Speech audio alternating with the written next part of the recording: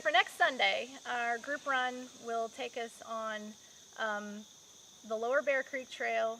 There's a Pinhoti connector to the Upper Bear Creek Trail.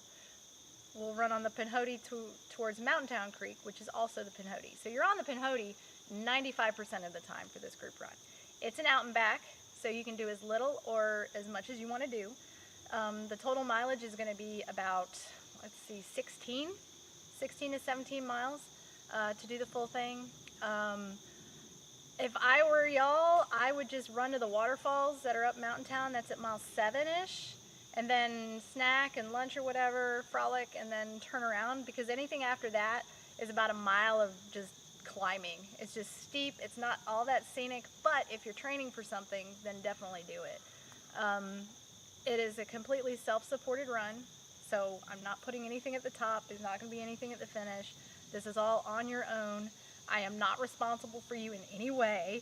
I just want to get people together and go for a run. So it's that kind of, that kind of thing. This run that we're doing next Sunday, will not be flagged, will not be marked in any way other than the blazes that the Forest Service has put there. However, what I did do was get the course and put it on Trail Run Project. So if you've got the app on your phone by REI, Trail Run Project, you can, I've posted the link to the Facebook group, or you can, search Pinhoti Bear Mountaintown Run. That will get you what you need. Tells you exactly where you are on the course regardless of cell service, which is always very helpful. It gives you an elevation profile, so you can answer that question of how much more climbing do we really have. So that's extremely helpful. As I said, you are on your own. The blazes that you're looking for, you've got the lime green Forest Service blazes on the Bear Creek Loop. We've got the white diamonds with the turkey tracks for, like I said, 95% of the trail. But you also have the white blazes. It's not the AT, those are the old Pinhoti markings. They are still there. So there's a combination of white blazes and white diamonds with the turkey track. You will run past Georgia's second largest poplar tree, deciduous tree. It happens to be a tulip poplar called the Gennett poplar. So when you're running, and you're going to see it about 0.9 miles in, so it's also a nice way to know when you're about to finish too, because when you see the poplar, you know you got a mile to go until you get to your car.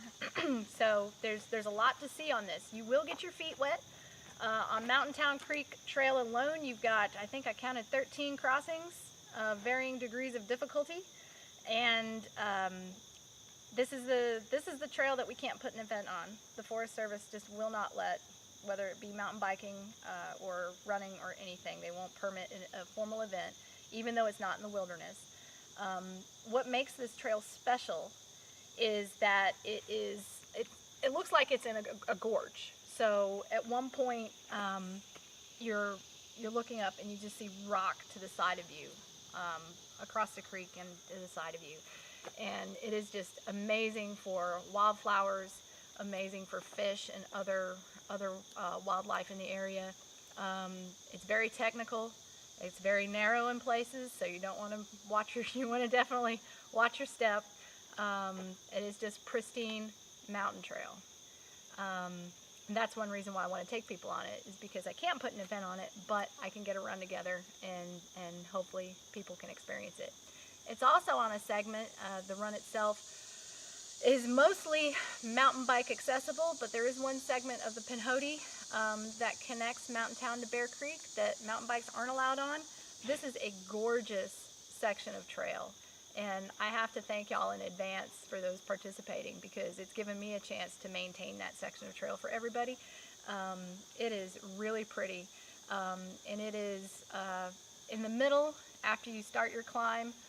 It gives you nice downhill before you keep climbing up to Forest Road 64. But then just keep in mind, what goes down must come up. So on your way back, you get that nice little climb in the middle. So yeah, I'm excited. So if everybody who's marked is going on the Facebook event actually shows up, which I hope is the case, because I've got a good mixture of people that I know and people that I've never met, and so that makes me very happy. But if everyone shows up, then there are some concerns with parking at the trailhead. It is a fairly small trailhead, up about, I don't know, about a couple miles of forest road. But what I recommend doing is park at the bottom. You'll see where mountain bikers park.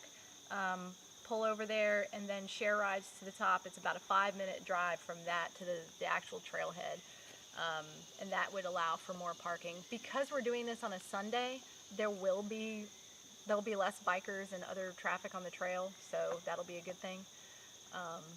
But that's really the only concern with parking that I have there. So this run starts at about 9 o'clock in the morning. Actually, it starts at 9 o'clock. We really need to be moving at that time. It'll probably take the faster people anywhere between 3.5 to 4 hours. It took me 5. That included trail maintenance though. So if you're slower or mid-pack, I would say maximum of 7 hours. When we get back to the Bear Creek Trailhead, bring your lunches, bring your favorite beverage. Let's hang out for a little while. Bring your chairs to sit in. Soak your feet in the creek. This is a really good place to be social as well. But that's on you, and it's up to you if you want to bring anything. And it depends on what people want to, it is a day that people are spending driving up here. But it depends on what you'd like to do, and you have the flexibility to do it. But there might be a little something at the end, to help people recover. But,